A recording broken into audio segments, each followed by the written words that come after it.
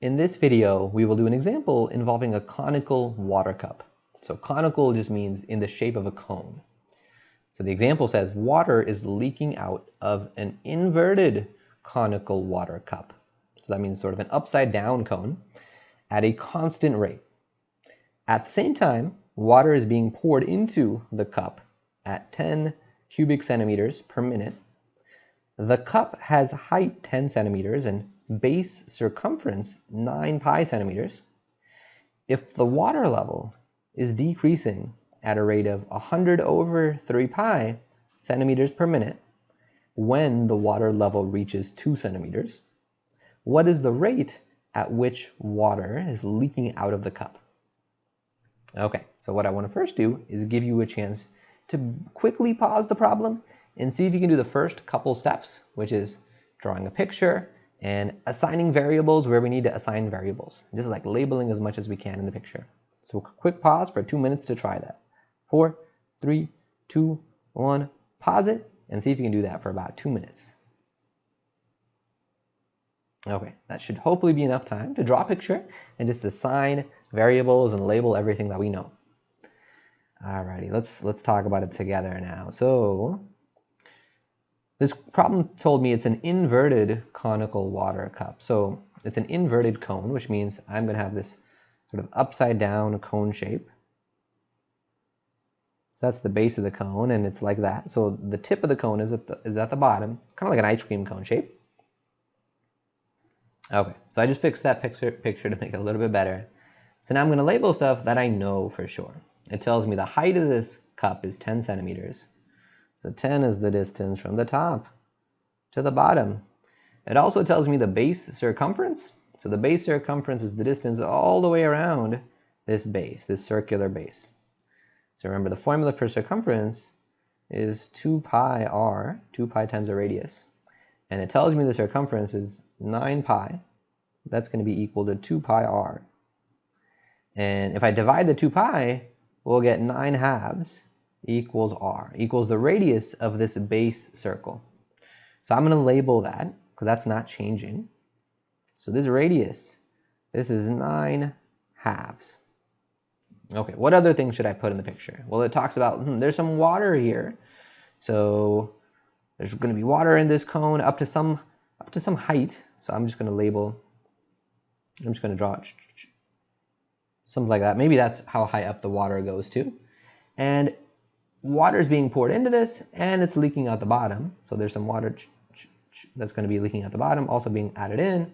So as that happens, it talks about the water level decreasing or changing. So the water level means the height of this water. So I'm going to assign a variable to that because it's changing. So from here straight down, I'm going to call that h. H for the height of that water level. And as that changes, well, the radius of this smaller circle is also going to change. So I'm going to draw a line there, and I'm going to call that r. R for that radius, that smaller circle. All right, so at this point, I think we have a picture. We have a working picture. We've labeled all the things that are constants, like the 10 and the 9 halves. And we've assigned variables to some of the things that are changing, like the radius and this height. So we are ready to now write down the rates that we know and the rate that we want to find. And then after we do that, then we want to set up an equation that relates our variables. So I want to give you a chance to try this one more time. So I want you to pause it one more time, quick pause, 2 minutes. See if you can write down the rates that we know and want to find, and then the equation that will relate the variables we care about. 4, 3, 2, 1, pause it. All right, so let's talk about it together. Okay, so there are a couple of rates that we know. We know the rate at which water is being poured in. So we know that water is being poured in at a rate of 10 centimeters cubed per minute. Right now, we don't really have a variable for this, for the rate at which water is being poured in. So let me just continue to write it in words. Okay, and it also tells me the rate at which the water level is decreasing. Okay, so the water level is being described by my variable h. So we also know dH dt. And because decreasing, I would say dH dt is negative. So negative 100 over 3 pi, and the units are centimeters per minute. Okay. So this is negative since our h is decreasing. All right, and the problem wants me to find the rate at which water is leaking out. And again, for that, I don't really have a variable right now, but the poured in rate and the leaking out rate, both of those seem to be related to the rate at which the volume of the water is changing. So if I were to write dV dt, dV dt represents the rate at which the volume is changing, and that's affected by two things. dV dt is going to be the rate at which water is poured in minus the rate at which water is leaking out. Okay, so my idea is going to be, well, we know the rate at which it's being poured in. We know the poured in rate is 10, so we know what this is going to be. And I want to find the rate at which it's leaking out. So if I can somehow find dV dt, I would just rearrange this to isolate the rate leaking out. Okay, so we are now ready for an equation. So we need an equation that involves the quantities we have, like the radius, the height, the volume. So we're going to use volume of a cone. So from geometry, the volume of a cone is 1/3 pi r squared times h. Okay, so there's my equation. Before I dive into taking the derivative of this on both sides, I want to remember that, okay, I have information, or I'm trying to figure out something about dV dt. I have information about dH dt, but I don't know anything about dr dt, and I'm not trying to find out anything about dr dt. So overall in this equation, we don't really want the r in here, because if I take the derivative, I don't care about dr dt really. It's not a variable of interest. So what I need is some other equation involving r that I could use to substitute into this. So if I go back to my picture, I'm going to extend this vertical line up. And now I'm going to draw the shapes that I see here. Okay, so we have this sort of big triangle. This big triangle, and it's a right triangle. This is a right angle. And then there's this smaller triangle based on how high up that water level is. And that's also a right angle. And this is r. This vertical distance is h. The bigger vertical distance is 10. And then this horizontal distance at the top is 9/2.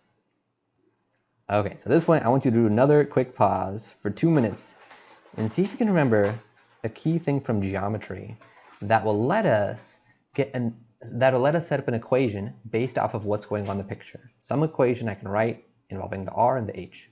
So 4, 3, 2, 1, 2-minute quick pause. Alrighty, so hopefully you did that. Hopefully you paused it and tried it for 2 minutes.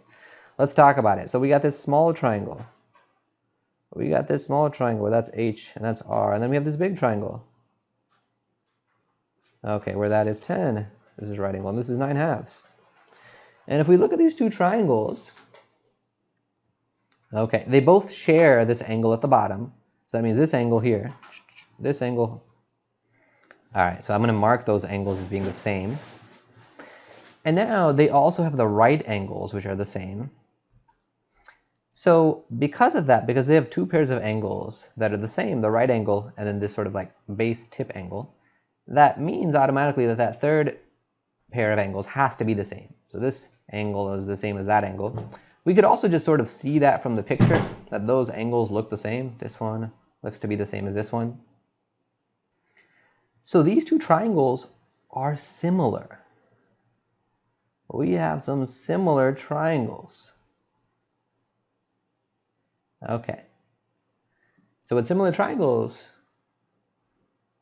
the three pairs of angles are equal. Okay. So graphically, two triangles are similar sort of means they have the exact same shape because their three pairs of angles are the same, but just their size may be different. One may be bigger than the other one because all the sides have sort of been stretched bigger. But one of the key properties about similar triangles is that they have proportional sides. Okay, so we are going to set up a proportion, and that's going to be the way that we get this other equation. Okay, so for example, I could say r over h. So r over h, if I divide these two sides in the small triangle, that should be equal to what I get if I divide the two corresponding sides in the big triangle. So the r corresponds to the 9/2 over, and then the h corresponds to the 10. Okay, and if I cross multiply, we get 10r equals 9/2 h. And remember, we didn't want the r in this equation, so let's just isolate the r here. Let's divide by 10 to get 9 over 20 when I divide by 10 times h. And now let's plug that in to our volume equation. So I'm going to take this volume equation, and now we are going to plug in that value for r. So volume equals 1/3 pi r squared h, and now I'm plugging in 9 over 20 h for that r. Okay, so let's simplify this. So let's see, if I simplify the 9 squared, that's going to give me 81. So we'll still have that pi on the top, and then we'll have h squared times h, which is h cubed. And on the bottom, we'll have 3 times 20 squared is going to be 400. All right, so the 81 and the 3 cancel a little bit. I'll have a 1 down here and then 27 up there. So that gives me V, my volume, is 27 pi over 400 times h cubed. Okay, so now we just have the variables that we really care about, the v and the h. So let's take the derivative. We are ready to differentiate implicitly. So d dt of the left is going to be equal to d dt of the right. Okay, so d dt of v is d dt of 27 pi over 400 h cubed. So on the left, that derivative is just going to be dv dt. On the right, we'll need to do chain rule. So oops, this should be h cubed, not h squared. Okay, so the 3 is going to come down. It's going to multiply the 27 to give me 81 pi over 400. And then I'll get h squared when I subtract 1 from the power. But then I do the chain rule, and I multiply by the derivative of h, which is dh dt. All right, and now we can plug in our specific values. So for example, the problem sort of mentioned, there's this matter of the water level reaching 2 centimeters. Now I can actually use that. Now that I've taken the derivative, I can plug in that specific number. Okay, so now we can plug in h equals 2. We also know dh dt. dh dt was given to us, and it said that's negative 100 over 3 pi. All right, so if we plug those in, we'll get dv dt equals 81 pi over 400 times h squared, so times 2 squared, and then times dh dt, which is negative. All right, so this is times negative 100 over 3 pi. Okay, so now we can simplify a little bit. We have dv dt equals, let's move the negative to the front, and we can cancel the pi's. And then the 3 and the 81 can cancel a little bit. I'll be left with the 27 up here and a 1 down there. Okay, so this gives me 27. 2 squared is 4, and then times 100. Over, on the denominator, we have 400. Okay, so the 4 times 100 is 400. That cancels the 400 on the bottom. So we get dv dt is just negative 27. It's a nice whole number. Okay, so thus dv dt, and where we said earlier that dv dt, this is the rate at which the volume is changing. And that's the rate at which stuff is being poured in, minus the rate at which stuff is leaking out. And I need to use that because the problem didn't just say, find the rate at which the volume is changing. The problem said, well, what's the rate at which water is leaking out? That's why I don't get to just stop here. That's why I got to keep going a little bit further. We're almost there. So dV dt is equal to the rate stuff is poured in minus the rate at which it's leaking out. Okay, and now we know dV dt. We know dV dt is negative 27. So we'll get a negative 27. The rate poured in, well, we know that from earlier. We know the rate poured in was 10. Okay, so the rate at which stuff is being poured in is 10. And then we're going to have minus the rate at which stuff is leaking out, and that's what we want to find. Okay, so if we rearrange this, I would add the rate leaking out to the left to make that become positive. And then I would add the 27 to the right. So that gives me the rate at which water is leaking out is 10 plus 27, which is 37. Can't forget the units. So, okay, so the units are going to be a unit of volume on top. It's how much water. So volume centimeters cubed for this problem. Okay, and then the unit of time in this problem was minutes. Centimeters cubed per minute. And that is our answer.